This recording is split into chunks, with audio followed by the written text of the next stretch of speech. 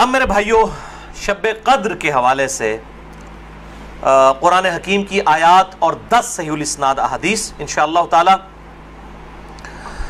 میرے بھائیوں، قرآن حکیم میں کم از کم 3 مقامات پر اس رات کا ذکر موجود ہے جس رات کے اندر اللہ تعالیٰ نے قرآن پاک کو نازل فرمایا۔ وہی رات جو ہے وہ شب قدر بھی ہے، قدر والی رات، لیلۃ القدر۔ وہی برات چھٹکارے والی رات ہے۔ قدر تقدیر کے معنوں میں بھی لے سکتے ہیں، فیصلے کی رات، اور وہی رات لیلہ مبارکہ بھی ہے۔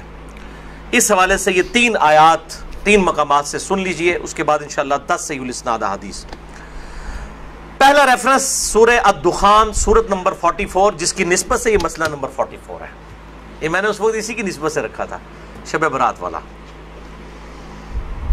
آیت نمبر 1 سے 6 تک۔ اعوذ باللہ من الشیطان الرجیم، بسم اللہ الرحمن الرحیم۔ حامیم والکتاب المبین انا انزلناہ فی لیلۃ مبارکۃ انا کنا منذرین فیہا یفرق کل امر حکیم امرا من عندنا انا کنا مرسلین رحمتا من ربک انہ هو السمیع العلیم۔ حامیم حروف مقطعات ہیں۔ اس روشن کتاب کی قسم، لوح محفوظ بھی ہو سکتی ہے، قرآن حکیم بھی۔ بے شک ہم نے اس قرآن کو ایک مبارک رات میں نازل کیا اور ہم ہی ڈر سنانے والے ہیں آخرت کا اس کتاب کے ذریعے۔ اس رات میں بانٹ دیا جاتا ہے ہر اہم کام۔ وہ جو کہتے ہیں جی وہ شب برات میں، وہ شب قدر کے بارے میں تمام کام ہماری طرف سے ہوتے ہیں اور ہم ہی فرشتوں کو بھیجنے والے ہوتے ہیں، یعنی اس میں فرشتے بھی نازل ہوتے ہیں۔ رحمت ہے تمہارے رب کی طرف سے، بے شک وہ سننے والا اور علم والا ہے۔ اچھا، اب ظلم یہ کیا گیا، انہوں نے کہا یہ جو ہے وہ شب برات کے بارے میں آیات ہے، اندازہ کریں۔ اب وہ شب برات کے بارے میں تو قرآن تو شب برات میں نازل نہیں ہوا، انہوں نے کہا نہیں جی قرآن 2 بار نازل ہوا ہے، اے لو سامو، یعنی ایک جھوٹ کو چھپانے کے لیے دوسرا جھوٹ۔ کہتے ہیں جی ایک دفعہ قرآن جو ہے وہ لوح محفوظ سے پہلے آسمان میں نازل ہوا ہے، تو وہ جو نازل ہوا تھا نا وہ ہوا تھا شب برات میں، اور جو پہلے آسمان سے دنیا میں نازل ہوا ہے وہ شب قدر میں ہوا ہے۔ اب یہ کہاں لکھا ہوا ہے، کس جگہ پہ لکھا ہوا ہے؟ ایون جو آپ روایتیں بھی ضعیف پیش کرتے ہیں شب برات کے حوالے سے، ان میں بھی یہ موجود نہیں ہے کہ اس کے اندر قرآن نازل ہوا ہے۔ لیکن ایک جنہوں کہتے ہیں چھڑ دیتی ہے سمالون، تو یہ بات مشہور کر دیتے ہیں، حالانکہ اس کی کوئی اصل نہیں ہوتی ہے۔ قرآن خود اس کی حفاظت کر رہا ہے۔ قرآن کہہ رہا ہے کہ ہم نے اس قرآن کو ایک بابرکت رات میں نازل کیا۔ اب قرآن سے پوچھیں کہ وہ رات کہاں ہے، وہ ہے اگلا ریفرنس سورۃ البقرہ آیت نمبر 185۔ شہر رمضان الذی انزل فیہ القرآن ھدی للناس وبینات من الھدی والفرقان۔ رمضان کا مہینہ وہ ہے جس میں ہم نے القرآن نازل کیا، جس میں ہدایت ہے اور اس میں ہدایت کے روشن دلائل ہیں اور یہ الفرقان، حق اور باطل میں تمیز کرنے والی کتاب ہے۔ فائنل ٹیسٹمنٹ ہے، اس اولڈ ٹیسٹمنٹ اور نیو ٹیسٹمنٹ کے بعد یہ فائنل ٹیسٹمنٹ۔ تو اب اگر وہ رات رمضان کے مہینے میں ہے تو وہ پھر شب برات وہ والی نہیں ہوگی۔ شب برات جو ہے وہ شب برات، شب قدر ہی شب برات ہے، یہی شب مبارکہ ہے۔ تیسرا ریفرنس قرآن حکیم کی مکمل سورت ہے، سورت القدر، سورت نمبر 97 پارہ نمبر 30 میں۔ انا انزلناہ فی لیلۃ القدر، بے شک ہم نے اس قرآن کو تقدیر کے فیصلوں والی رات میں نازل کیا۔ وما ادراک ما لیلۃ القدر، اور تمہیں کیا ادراک ہے، تمہیں کیا پتا کہ یہ لیلۃ القدر کیسی رات ہے۔ لیلۃ القدر خیر من الف شہر، یہ وہ رات ہے جو کہ 1000 مہینوں سے افضل ہے، یعنی قمری اعتبار سے آپ سمجھ لیں کوئی 84-85 سال، اور سولر ایئرز کے اعتبار سے 82 سال کی عبادت سے بہتر ہے اس رات میں عبادت کرنا۔ تنزل الملائکۃ والروح فیہا باذن ربہم من کل امر، اس میں فرشتے نازل ہوتے ہیں اپنے رب کی جانب سے تمام اہم کام لے کر۔ وہی فیہا یفرق کل امر حکیم۔ دیکھیں قرآن کے پیچھے قرآن کی آیات، قرآن کی سب سے بیسٹ تفسیر وہ ہے جو قرآن سے کی جائے۔ سلام، یہ رات سراپا سلامتی ہے، ہی حتی مطلع الفجر، اور یہ سلامتی ہے فجر کا وقت شروع ہونے تک، طلوع فجر تک۔ ویسے تو بخاری و مسلم کی میں نے حدیث بیان کی کہ پورا سال ہی آخری تہائی رات میں اللہ تعالیٰ کی طرف سے ندا آتی ہے، لیکن اس کی خصوصی یہ ہے کہ مغرب کا وقت شروع ہونے سے لے کر طلوع فجر تک یہ پوری کی پوری رات اللہ تعالیٰ کی طرف سے خاص رات ہے، جس میں فرشتے نازل ہوتے ہیں، اہم کام بانٹے جاتے ہیں، تقدیر کے فیصلوں کی رات ہے۔ تو یہی شب قدر ہے، یہی شب برات ہے، یہی لیلہ مبارکہ ہے، یہ سارے کے سارے نام اسی پہ فٹ بیٹھتے ہیں۔ اب آخر میں 10 صحیح الاسناد احادیث اور 10 کی 10 جو ہیں وہ میں مشکات سے ان کے نمبرز بھی بتا دوں گا، اور بخاری اور مسلم پرائمری بکس کے نمبر نہیں بتاؤں گا، مشکات کے نمبر بتاؤں گا جو انسائکلوپیڈیا آف حدیث ہے۔ پہلی حدیث صحیح بخاری صحیح مسلم دونوں میں ہے، مشکات میں ہے 1958۔ آپ صلی اللہ علیہ وآلہ وسلم نے فرمایا، جو شخص ایمان اور احتساب کے ساتھ، احتساب کہہ دیں گے آپ 3 چیزوں کو جوڑ کے، اخلاص، ثواب اور اصلاح نفس، جو ایمان اور احتساب کے ساتھ رمضان کے مہینے کے روزے رکھ لے، اللہ تعالیٰ اس کے سابقہ سارے گناہوں کی مغفرت فرما دے گا۔ اور جو ایمان اور احتساب کے ساتھ رمضان کی راتوں کا قیام کر لے، یعنی تراویح قیام اللیل کر لے، اس کے بھی سابقہ سارے گناہ معاف ہو جائیں گے۔ اور جو ایمان اور احتساب کے ساتھ لیلۃ القدر کا قیام کر لے، اس کے بھی سابقہ سارے گناہ معاف، لیکن صرف چھوٹے گناہ، کبیرہ گناہ صرف توبہ سے معاف ہوتے ہیں، چھوٹے گناہ تو آٹومیٹکلی معاف ہو جاتے ہیں نیک اعمال کرنے سے۔ اس کے ثبوت میں وہ حدیث ہے صحیح مسلم کی جو مشکات میں ہے 564۔ آپ صلی اللہ علیہ وآلہ وسلم نے فرمایا، اگر کبیرہ گناہوں سے بچا جائے تو 5 نمازیں، ایک نماز سے دوسری نماز تک، ایک جمعے سے دوسرا جمعہ، اور ایک رمضان سے دوسرا رمضان، درمیان کے تمام گناہوں کا کفارہ بن جائیں گے اگر کبیرہ سے بچا جائے۔ تو نماز چھوڑنا خود ہی کبیرہ، ورنہ لوگ کہیں جی کہ رمضان ہی پڑھ لو، دوسرے رمضان وشکالی پار، کیوں؟ صحیح مسلم میں حدیث ہے، مشکات میں ہے 569 کہ بندے کے کفر اور اسلام، شرک اور اسلام کے درمیان فرق نماز ہے۔ یہ اتنا کبیرہ گناہ ہے کہ بندے کے کفر اور اسلام کا فرق ہے۔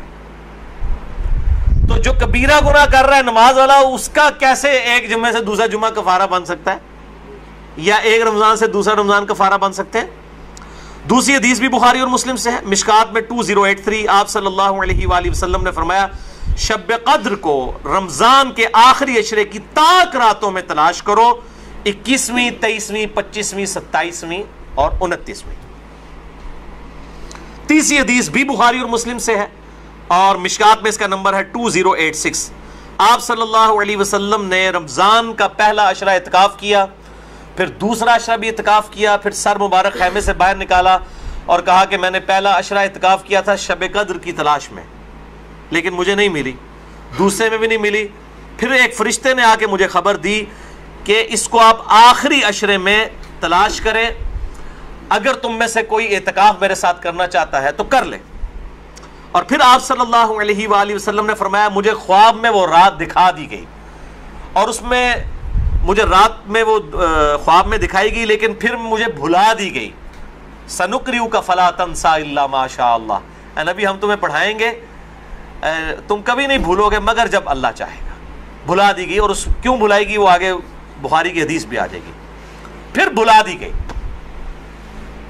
بہرحال مجھے ایک بات یاد ہے کہ اس رات صبح کے وقت جب میں فجر کی نماز پڑھ رہا ہوں گا تو میرے ماتھے پر کیچڑ کا نشان ہوگا، یہ آپ کو خواب میں دکھایا گیا۔ اور اسی حدیث میں الفاظ ہیں کہ 21ویں رات جب آئی، یعنی 20ویں اور 21ویں روزے کی درمیانی رات، اس میں جب آپ نے 21ویں روزے کی جب فجر پڑھی تو اس رات کافی بارش ہوئی، مسجد نبوی کی چھت ٹپکنے لگی، اور ظاہر ہے کہ قالین وغیرہ تو نہیں ہوتے تھے، مٹی پہ ہی نماز پڑھی جاتی تھی، یہی افضل ہے، لہٰذا اہل تشیع کا پارشلی مقدمہ اس حوالے سے مضبوط ہے کہ مٹی پہ ہی سجدہ ہونا چاہیے۔ تو بہرحال آپ صلی اللہ علیہ وآلہ وسلم کے ماتھے پر مٹی کا نشان پڑ گیا۔ صحابہ کہتے ہیں جب نماز کے بعد آپ صلی اللہ علیہ وسلم جب رخ انور صحابہ کی طرف کرتے تھے تو انہوں نے دیکھا کہ آپ صلی اللہ علیہ وآلہ وسلم کے ماتھے پر مٹی کا نشان ہے، تو صحابہ کو پتہ چلا اچھا آج شب قدر تھی۔ اچھا اب آپ دیکھیں کہ یہ نہیں ہے کہ کوئی شے نظر آ جاتی ہے، ورنہ صحابہ کو بھی نظر آئی، آپ صلی اللہ علیہ وسلم کو بھی کوئی چیز نظر نہیں آئی. اور یہاں اتنا مشہور کیا کہتا ہے جی سمندر کا پانی میٹھا ہو جاتا ہے، اور ایک کوڑ مارنے چھڑ دو ہوں ماڈرن دور جے کسی گورے نے سن لی نا گل، وہ جناب بہ جائے گا رمضان دا پورا مہینے روزانہ دا ایک ٹیسٹ لے گا اور کہے گا دسو کس داڑے جناب شاید نالوں میٹھا ہوتا ہے سمندر دا پانی. جس سارے درخت سجدے میں گر پڑتے ہیں، بھائی ہم سی سی ٹی وی کیمرے لگا لیتے ہیں، پتہ لگ جائے گا کس وقت گرتے ہیں. یہ سب جھوٹ ہے، کسی روایت کے اندر موجود نہیں ہے. بس صرف آپ نے قیام کرنا ہے رات کا، کوئی ایک رات اس میں ہوگی. اسی لیے دیکھیں یہ فکس بھی نہیں کر کے بتائی گئی کہ فلاں ہے، کہا کہ 5 ہیں، 21ویں 23ویں 27ویں 25ویں 27ویں اور 29ویں. چوتھی حدیث صحیح مسلم سے عبداللہ بن انیس کی، مشکات میں 2087. اس میں بھی یہ پورا واقعہ ہے، لیکن اس میں الفاظ یہ ہیں، آپ دوسرے صحابی کہتے ہیں کہ وہ 23ویں شب تھی. ابو سعید خدری کہہ رہے ہیں وہ 21ویں تھی کیچڑ والی، اور عبداللہ ابن انیس کہہ رہے ہیں وہ 23ویں تھی. لیکن یہی دو اختلاف آ گئے. تو وہ 21ویں بھی ہو سکتی ہے، 23ویں بھی، 25ویں بھی، 27ویں بھی. اور اس کی حکمت کیا ہے بدلنے کی میں بعد میں بتاتا ہوں. تو یہ شب قدر کے حوالے سے ایک دعا بھی بڑی مشہور ہے، اللہم انک عفو تحب العفو فاعف عنی. یہ روایت مشکات میں بھی موجود ہے 2091 اور جامع ترمذی اور سنن ابن ماجہ میں موجود ہے، لیکن یہ روایت منقطع ہے. وہ تابعی جو ہے عبداللہ بن بریدہ، اس کا سماع اما عائشہ سے ثابت نہیں ہے. شیخ البانی سے حسن درجے تک پہنچاتے ہیں. بہرحال دعا کے بارے میں میرا موقف یہ ہے، چاہے کوئی ضعیف روایت بھی ہو، اگر کوئی دعا کے طور پہ اسے کر لے تو میں اس کے اوپر کوئی فتوی والا معاملہ نہیں کرتا. امام دارقطنی نے بھی یہ بات لکھی ہے کہ یہ منقطع روایت ہے. اللہم انک عفو تحب العفو فاعف عنی. 5ویں حدیث صحیح مسلم سے ہے، مشکات میں ہے 2088. سیدنا ابی ابن کعب کو کسی نے بتایا کہ عبداللہ ابن مسعود کہتے ہیں رضی اللہ تعالیٰ عنہ کہ جو شخص روزانہ آخری پہر جاگے گا تہجد کے وقت تو وہ شب قدر پا لے گا. اب یہ دیکھیں کہ روزانہ جو جاگے گا ظاہر وہ پا ہی لے گا. عبداللہ ابن مسعود کی جب یہ بات پہنچی ابی ابن کعب تک تو انہوں نے کہا اللہ تعالیٰ ہمارے بھائی پہ جو ہے وہ رحم فرمائے.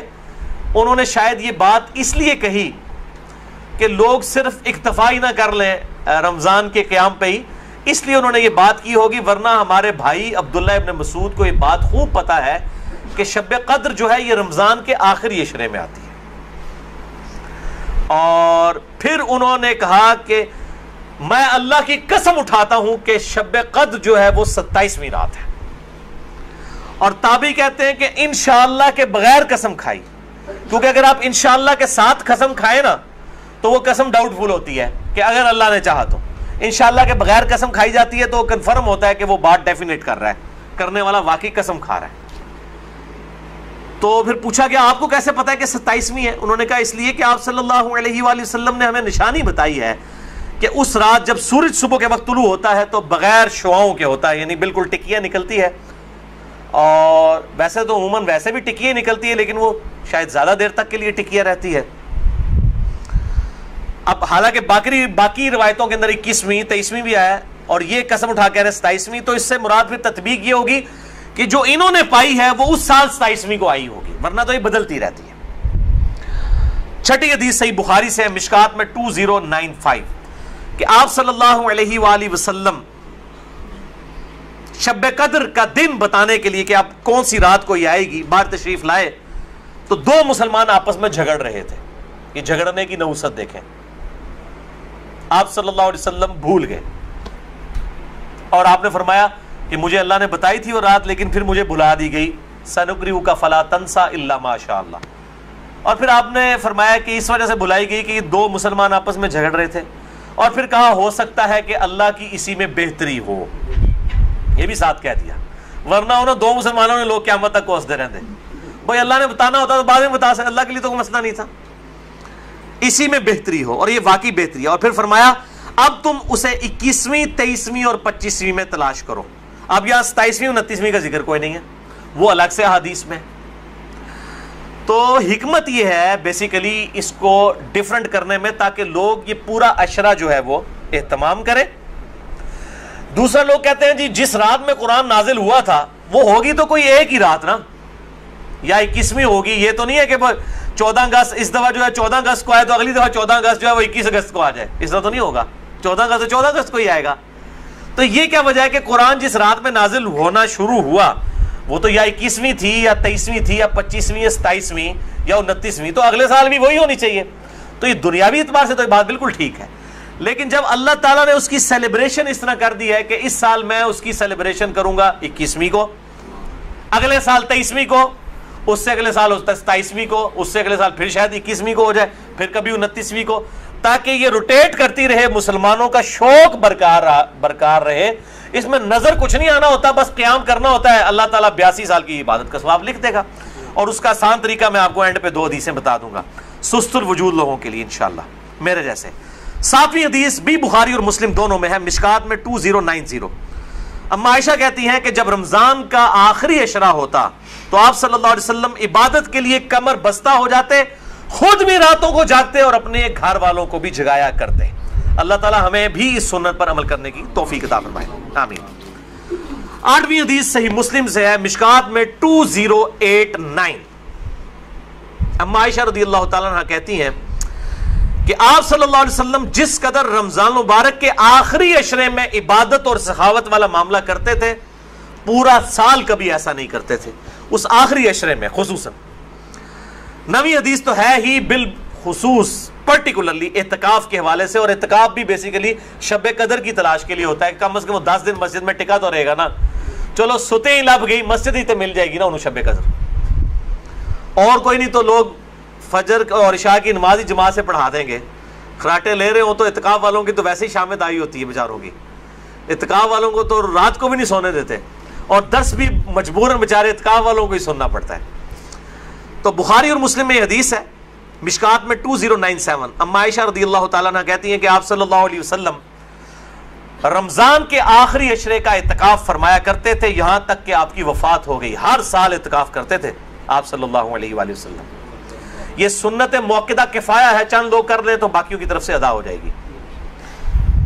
اور پھر آپ صلی اللہ علیہ وسلم کی وفات کے بعد آپ کی بیویاں بھی مسجد نبوی میں اعتکاف کیا کرتی تھی.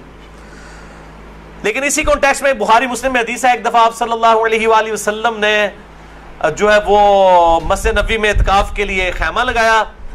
کسی ایک بیوی نے آ کے خیمہ لگایا, پھر دوسری نے بھی وہ سوکن والا سلسلہ کرتے کرتے کئی خیمے لگے. آپ نے ساروں کے کھڑوا کے اپنا بھی کھڑوا دیا. اس سال آپ نے اعتکاف ہی نہیں کیا. پھر آپ نے اگلے سال صحیح بخاری میں آتا ہے 20 دن کا اعتکاف کیا, اور وہ آپ کا آخری سال تھا.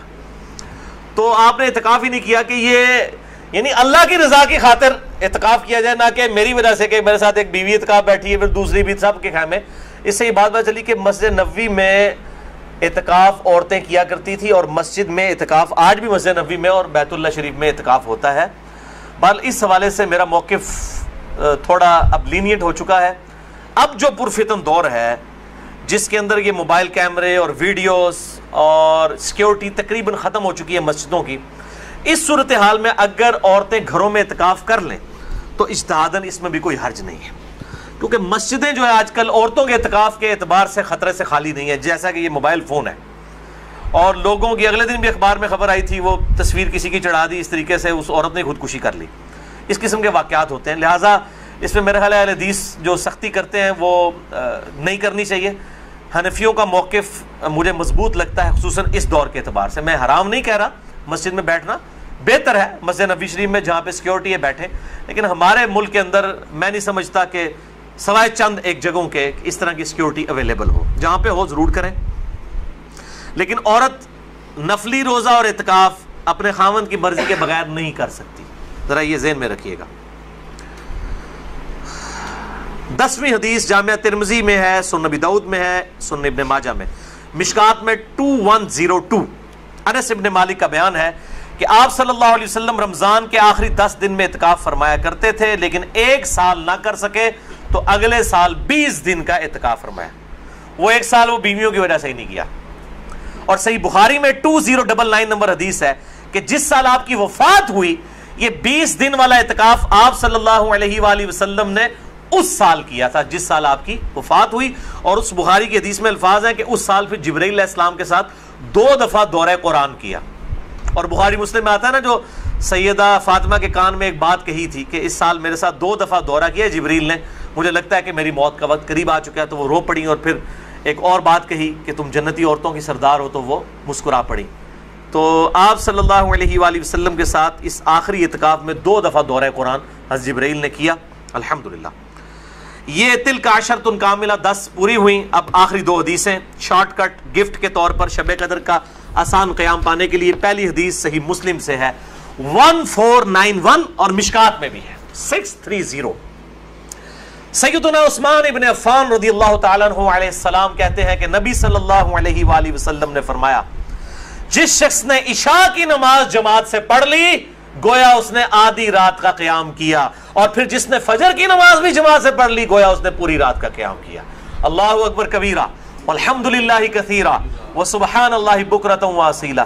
اور یار ایسے کر سکتے ہیں نا کہ رمضان کے آخری عشرے میں پورے عشرہ کر لو تو جفت آگدہ بھی رولا بن جاتا ہے اتنے چاند دی وجہ نہ، پورا رمضان ہی اہتمام کریں، پورا سال ہی اہتمام کریں، فجر اور عشاء جماعت کے ساتھ، اور کوئی رکعت فوت نہ ہو۔ اگر ایک رکعت بھی فوت ہوگی تو وہ پاکستانی انڈیا بنگلہ دیش والی جماعت ہے، اللہ کے حضور وہ جماعت نہیں لکھی جاتی۔ جماعت اسی صورت میں ہے کہ آپ کی 4 کی 4 رکعتیں امام کے ساتھ ہو، سلام امام کے ساتھ آپ پھیریں گے، تو یعنی امام کے رکوع میں جانے سے پہلے آپ قیام کی حالت میں اس کے ساتھ مل جائیں سورہ فاتحہ پڑھ کے، تو آپ کو وہ 4 رکعتیں ملیں گی، اور فجر کی 2 رکعتیں اس صورت میں۔ تو عشاء کی نماز آدھا قیام اور فجر کی بھی، اور رمضان میں تو ویسے ہی اٹھنا ہوتا ہے، بڑا آسان ہے الحمدللہ۔ دوسری حدیث جامعہ ترمذی میں ہے 806، سنن ابن ماجہ میں 1327، ترمذی میں 806۔ یہ واحد حدیث ہے آج کے پورے لیکچر میں جو مشکات میں موجود نہیں ہے، میں نے ترمذی اور ابن ماجہ کا نمبر بتا دیا۔ ابو ذر غفاری رضی اللہ تعالیٰ عنہ کہتے ہیں کہ نبی صلی اللہ علیہ وسلم نے فرمایا، جو شخص امام کے ساتھ قیام اللیل کر لے رمضان میں یہاں تک کہ امام سلام پھیر کر فارغ ہو جائے، یعنی تراویح پڑھانے کے بعد، تو اسے پوری رات کے قیام کا ثواب ملے گا۔ اگر کوئی اکیلا تراویح پڑھتا ہے اس کے لیے فضیلت نہیں ہے، یہ جو امام کے ساتھ تراویح پڑھ لینا عشاء کے ساتھ ہی، اس کو پوری رات کے قیام کا ثواب ملے گا۔ اچھا، یہ جماعت کی جہاں پہ باتیں ہو رہی ہیں یہاں پہ عورتوں کو استثناء حاصل ہے، عورتوں کے لیے واجب نہیں ہے کہ مسجد میں جائیں، چلی جائیں، اگر کر سکتی ہیں تمام ضرور کریں، ان کو گھر میں بھی اللہ تعالیٰ انشاءاللہ تعالیٰ اس حوالے سے ثواب عطا فرما دے گا۔ خصوصاً عورتیں پوچھ رہتی ہیں جی ہم کہاں سے یہ جماعت، ہم یہ آسان طریقہ، تو عورتوں کے لیے پھر اس حوالے سے آسانی ہوگی انشاءاللہ تعالیٰ۔ تو قیام اللیل اور تراویح کے حوالے سے مسئلہ نمبر میرا 20 ہے، وطر کے حوالے سے مسئلہ نمبر 130 ہے، اور آج انشاءاللہ یہ نیو 44 شب قدر شب برات کے حوالے سے ریکارڈڈ ہو گیا اللہ کے فضل سے۔ رمضان کا آلریڈی 53 ہے، لیکن میں انشاءاللہ اگلے 2 ہفتوں میں اسے 2 نشستوں میں ریوائز کر کے ریکارڈ کروا رہا ہوں انشاءاللہ ڈیٹیل کے ساتھ، 53A اور 53B مسئلہ کے عنوان سے انشاءاللہ تعالی۔ اور ان طاق راتوں میں صلاۃ التسبیح کا بھی اہتمام کریں، ڈیٹیل کے لیے مسئلہ نمبر ہے 91 میرا صلاۃ التسبیح کے اوپر، اب وہ آپ ضرور دیکھیں کیونکہ صلاۃ التسبیح بہت بڑی عبادت ہے، تو قیام کرنا ہی ہے۔ اعتکاف والے لوگ ویسے ہی گپے مارتے رہیں اور جناب وہ فیس بک پہ بیٹھے رہیں، اس سے بہتر ہے کہ کم از کم ہر طاق رات میں صلاۃ التسبیح کا اہتمام کریں، جماعت کے ساتھ نہیں، انڈیویجول لیول کے اوپر۔ نفلی نماز جو ہے وہ جماعت کے ساتھ، اگر بغیر دعوت کے کبھی کبھار ہو جائے وہ الگ بات ہے، وہ ثابت ہے، بخاری مسلم سے ثابت ہے، لیکن یہ جس طریقے سے اشتہار بازی کی ہوتی ہے کہ فلاں مسجد میں صلاۃ التسبیح کی جماعت اتنے بجے ادا کی جائے گی، یہ چیز ٹھیک نہیں ہے۔ اگر بغیر اعلانیہ ہو، اعتکاف والے بیٹھے ہیں، اچانک ایک بندہ آگے ہوتا ہے، پیچھے لوگ نیت کر لیتے ہیں، اس کا جواز بخاری مسلم سے موجود ہے۔ میں نے اس کے اوپر جو ہے وہ اپنی جو کوسچن آنسر سیشن تھے مسئلہ نمبر 110 ABCDEFGH، اس کے اندر میں نے یہ بیان بھی کیا ہے الحمدللہ۔ اللہ تعالیٰ سے دعا ہے جو حق بات میں نے کہی اللہ تعالیٰ ہمارے دلوں میں راسخ فرمائے، اگر جذبات میں میرے منہ سے کوئی غلط بات نکل گئی تو اللہ تعالیٰ ہمارے دلوں سے معاف کر دے، ہمیں کتاب و سنت کی تعلیمات پر عمل کر کے دوسرے بھائیوں تک پہنچانے کی توفیق عطا فرمائے۔ سبحانک اللہم و بحمدک، اشہد ان لا الہ الا انت، استغفرک و اتوب الیک، وما علینا الا البلاغ المبین۔